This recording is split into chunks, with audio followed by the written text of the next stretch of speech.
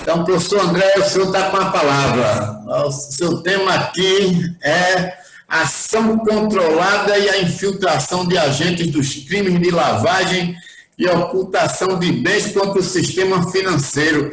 Eu não sei como é que o senhor vai conseguir falar sobre isso em 20 minutos, não, mas vamos lá. Aí o cara pergunta, a resposta pode ser menor que a pergunta, né? Bem, boa noite a Boa noite, todos. professor. Estão todos me ouvindo aí, tranquilo? Tá tranquilo, Emerson? Tranquilo, tranquilo. Bom demais. Bem, inicialmente eu queria só fazer um pequeno ajuste nessa nomenclatura aí, porque essa ação controlada, não é dos crimes, é nos crimes, mas foi um erro materialzinho aí, a gente ajusta aqui, acredito na minha explanação. Eu também falaria um pouco rápido para a gente aproveitar melhor esse tempo aí, que é bem curto. Mas queria, nessa noite aqui, agradecer mais uma vez o convite a Emerson, que organiza esse evento aqui de forma brilhante.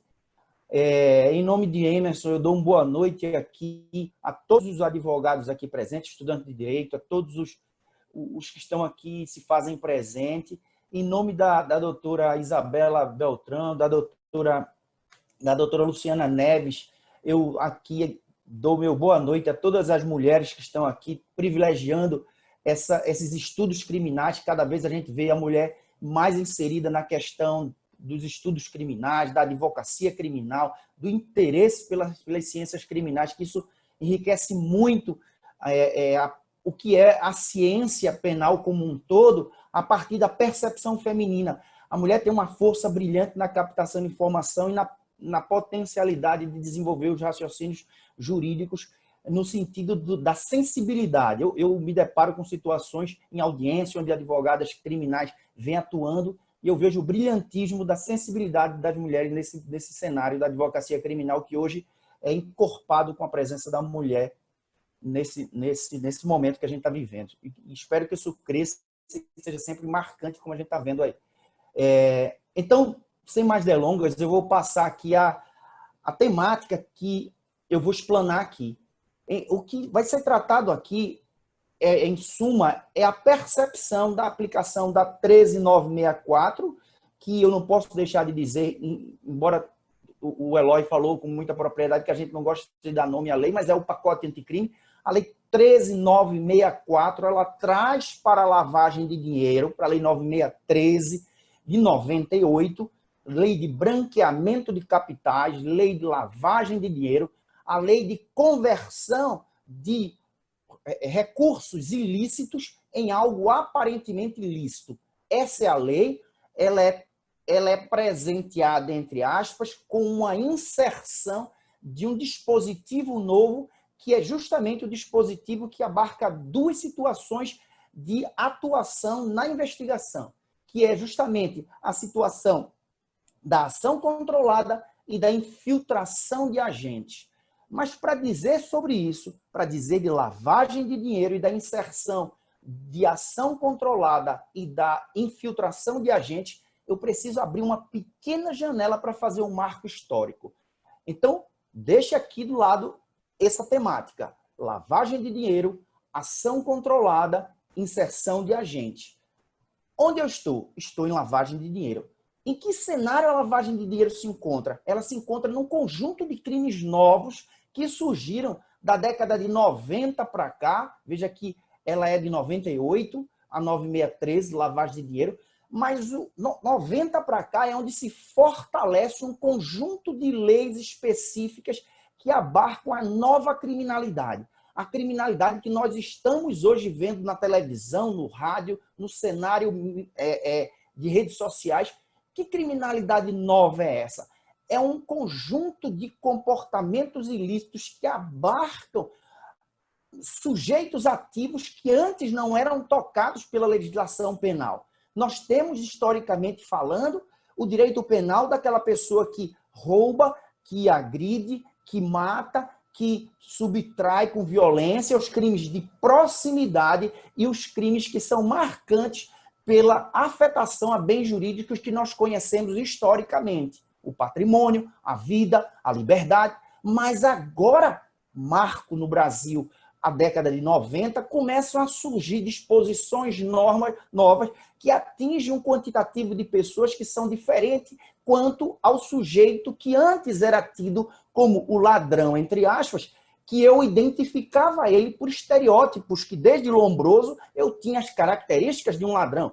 E trazendo aqui para a nossa realidade, eu tinha a característica do ladrão, daquele que vai passando na calçada, o magrinho de cabelo pintado, ou com tatuagem, ou com bermudão, e ele é o ladrão. Então é aquela pessoa que eu mudo de calçada, é aquela pessoa que eu me afasto porque é o ladrão.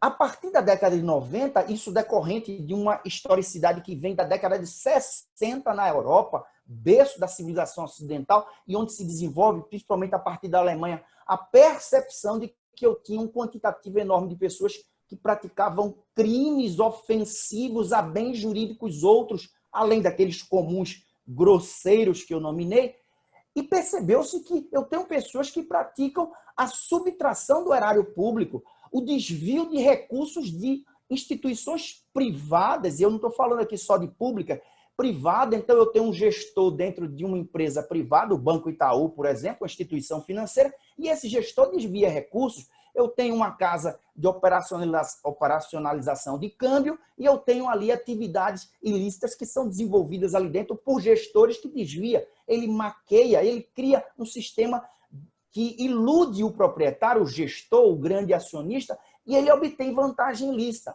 Isso foi verificado na década de 60, 70, com ênfase, de modo que despertou no mundo a necessidade de observar essas pessoas, esses sujeitos ativos de forma diferente, e aí criou-se uma frase que é conhecida como cifra dourada.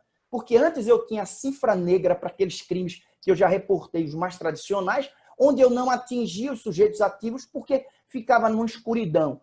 E agora eu tenho a cifra dourada porque eu tenho sujeitos ativos de alto grau de complexidade das suas condutas, que maqueiam a prática de atos lesivos a bens jurídicos de origem financeira ou o patrimônio em escala incalculável, ora o erário público ou privado, como eu já falei, e isso vai construindo disposições normativas mais abrangentes no sentido técnico do direito penal econômico. É aí onde surge o direito penal econômico, que abrange várias nuances, onde eu tenho especificado de forma mais abrangente os crimes contra o sistema financeiro nacional, que é a Lei 7492 de 86, que ela é marcante no Brasil como a lei do colarinho branco. Essa é a lei que primeiro no Brasil traz a imputação, a disposição de crimes que estabelecem condutas nunca antes vistas. Foi onde nós vimos o juiz Rocha Mato ser preso, onde nós vimos banqueiros serem presos, onde nós observamos as situações de práticas que eram atribuídas ou eram desenvolvidas por sujeitos nunca antes vistos enquanto incriminados.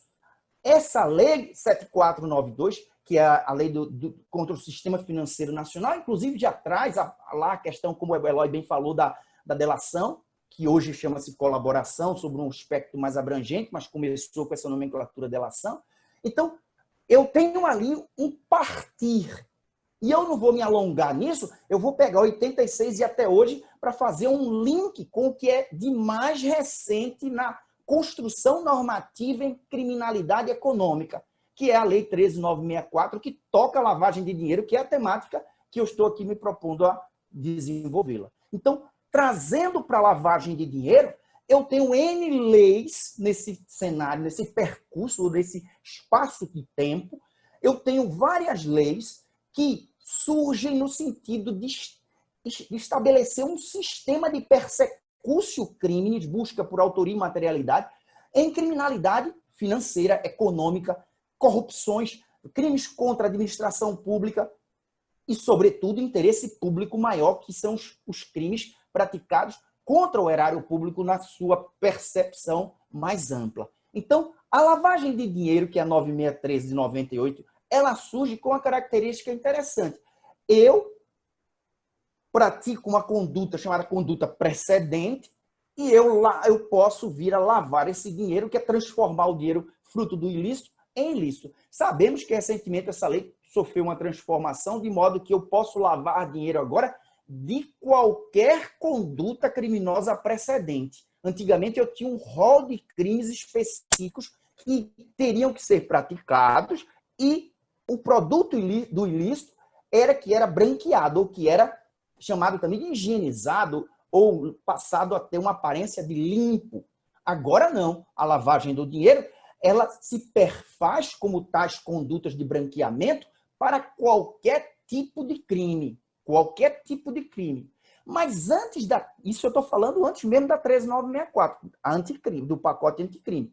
Com o pacote anticrime, há a inserção desses dois institutos que a gente está falando aqui, que é a ação controlada e a questão da infiltração de agentes. Mas, André, por que surgiu essa infiltração de agentes e essa ação controlada? Por que, meus amigos? A ação controlada e a infiltração de agentes, ela está na 12.850/13, que é a Lei de Organização Criminosa, já tratada aqui, ou referenciada por Eloy. Essa lei, ela que fala desses institutos, mas esses institutos eram aplicados apenas para situações de organização criminosa. Então, vamos considerar que há uma conduta de lavagem de dinheiro praticada por André. André está lavando dinheiro, mas André lava dinheiro apenas ele e outra pessoa, ou ele só. Eu não poderia aplicar os institutos de infiltração de pessoas, nem de agentes públicos, policiais, entende? Policiais da Polícia Civil e Federal, só esses que podem atuar como infiltrados.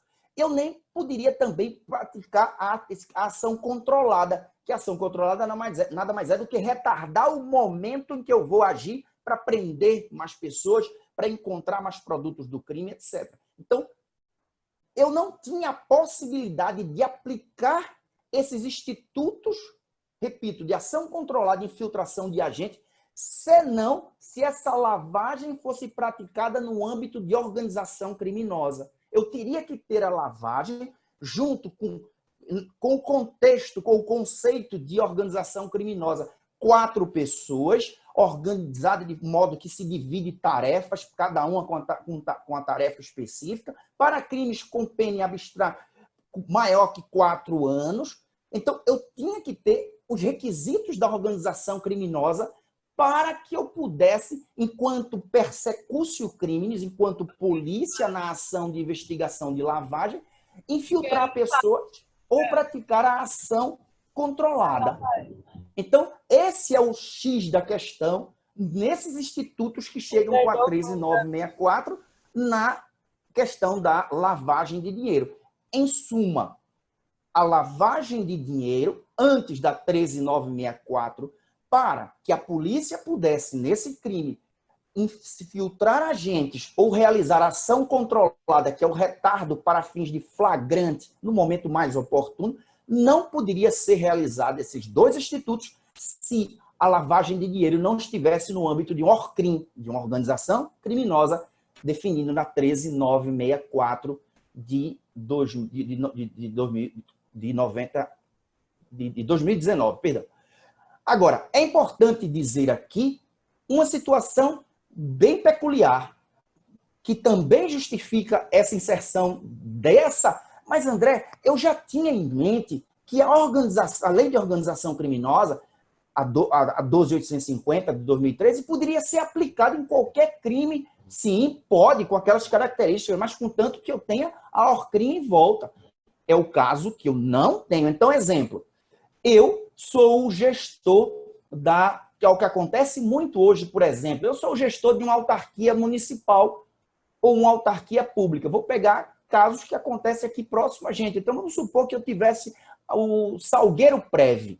A cidade de Salgueiro, o município de Salgueiro, tem uma autarquia previdenciária própria. O presidente da autarquia, que manuseia milhões e milhões de reais dos pensionistas, dos servidores que contribuem para isso, para uma aposentadoria, ele sozinho pode desviar ali, por exemplo, 100 mil, 200 mil reais e ninguém vai saber porque ele é ordenador de despesa, ele tem o comando da chave do cofre. Então ele maqueia documentos, etc.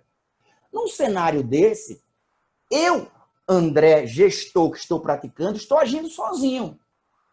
E eu, lavo esse dinheiro, por exemplo, montando um comércio para minha esposa, eu lavo esse dinheiro montando ali um posto de gasolina, eu lavo esse dinheiro comprando um terreno e criando gado, dizendo que eu sou um pequeno agricultor que tem uma propriedade e estou ganhando dinheiro com venda de gado, mas o dinheiro vem do Instituto de Previdência dos servidores de Salgueiro, que é Salgueiro Prévio.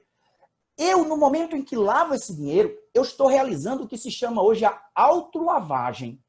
Então, a autolavagem se dá quando o sujeito que pratica o crime precedente, veja, o crime que eu pratiquei foi o desvio do recurso público baseado em fraude, que eu maquiei a planilha lá dos recursos financeiros e tirei o dinheiro sem que ninguém percebesse. E eu mesmo lavei. Então, eu tanto pratico o crime precedente, a lavagem de dinheiro, quanto eu realizo a lavagem. Então, eu estou aí no âmbito da autolavagem. O STF entendeu se é possível a aplicação da lavagem de dinheiro à mesma pessoa que pratica o crime precedente à lavagem. Então, com isso, criou-se uma nova sistemática, um novo raciocínio da aplicabilidade. Eu posso praticar um furto mediante fraude, do 155, parágrafo 4º, inciso 2 do Código Penal, onde eu tenho a figura da conduta ilícita pelo abuso de confiança ou pela fraude em uma empresa privada. Eu sou um gerente do Banco Santander e lá dentro eu maqueio, crio uma situação e desvio dinheiro. É um furto mediante fraude. Claro que nós sabemos aqui, tecnicamente, que eu estou usando o desvio como uma nomenclatura num linguajar mais simples. Mas, tecnicamente, o desvio é a subtração furtiva mediante fraude ou abuso de confiança, de modo que eu obtenho a vantagem daquele patrimônio ali, mantendo em erro alguém, porque é uma fraude, é um ardil, é uma burla. Então, eu mesmo lavo esse dinheiro, comprando carro, comprando apartamento, destinando esse bem para outro fim, dando uma aparência ali de que é fruto do meu trabalho, etc, etc. Então, com isso, com a inserção do que a Lei 13.964, que foi justamente o parágrafo 6º no artigo 1º da lavagem de dinheiro, colocou esses institutos da inserção de agente e da ação controlada, ele deu à polícia uma possibilidade maior para investigar determinadas situações onde eu não tenho uma organização criminosa. Eu tenho uma ou duas ou três pessoas, eu tenho um conjunto de situação, um conjunto caracterizado por situações que não se enquadram na ORCRIM, na organização criminosa. E aí eu posso tocar essa pessoa. Mas para falar sobre isso, eu também tenho que ressaltar que a 13.964, que permitiu a inserção em ação controlada, ela trouxe um sistema novo. Professor André, minhas escusas, tá difícil, a gente tem que... A gente está aprendendo, né, professor? Eu também estou aprendendo e estou vendo que realmente 20 minutos nos temas, embora a gente tenha tentado focar tudo dessa lente time aí. Na verdade, você tem 1 minuto ainda, né? Eu fiquei ainda tentando ver, mas não tem. Eu tenho que, infelizmente, temos outros palestrantes. Peraí, começou de 2018, viu? Eu marquei. Então vamos lá, sem problema não. A gente desconta de Marcelo Zugero lá no final. Vamos lá, conclua aí. Eu vou concluir. Eu vou concluir fazendo... Eu gosto muito de voltar um pouquinho ao que eu falo, porque às vezes é uma temática que nem todo mundo está familiarizado com ela, mas eu vou voltar um pouquinho para fazer um resumo, uma síntese do que eu falei até onde eu cheguei. Em suma, para finalizar, com respeito aos demais palestrantes que vão abrilhantar essa noite. A Lei 13.964 insere um parágrafo 6º no artigo 1º de lavagem de dinheiro, dizendo que pode haver ação controlada, que é o retardo da ação policial no momento de um flagrante, ou a inserção de agentes para fins, a infiltração de agentes para fim daquela investigação. Antes não era possível, senão quando eu tinha lavagem de dinheiro em organização criminosa. Essa é a nuance principal. E aqui eu esclareço que esses institutos novos, esses institutos estão definidos na Lei de Organização Criminosa 13.964 com uma novidade brilhante, que é a infiltração virtual. Eu tenho 2 infiltrações agora. A infiltração de agente real e a infiltração virtual. Na real, é o sujeito fisicamente que vai lá e se insere na organização ou no crime que está acontecendo, independentemente de ser organização. Já a virtual é através da internet, como o nome indica, podendo passar até 720 dias fazendo investigação em lavagem de dinheiro. De 6 meses a 720 dias. Eu posso passar 2 anos investigando virtualmente empresas, pessoas, etc., para fins de investigação de lavagem de dinheiro. Então, vocês veem quanto, e claro que a lavagem de dinheiro diz respeito a crimes precedentes, sobretudo crimes contra a administração pública, crimes contra o sistema financeiro, crimes licitatórios, etc., etc., que ensejam esse enriquecimento ilícito a justificar a busca pelo esclarecimento da lavagem de dinheiro. Então, veja quão o direito penal muda e precisamos estar atentos a essas mudanças para fins de nos comportarmos como atores, advogados criminais, como atuantes nessa seara de forma mais consciente e sabidamente poder tomar as decisões e fazer um bom trabalho dentro de um processo criminal ou na fase pré-processual. Muito obrigado a todos. Desculpa aí pela velocidade da minha fala ou pelos equívocos. O meu presidente ali está... Professor André Gouveia, muito obrigado pela sua participação. Sem cadeira cativa, agora também, cadeira cativa aí com a gente, tá bom?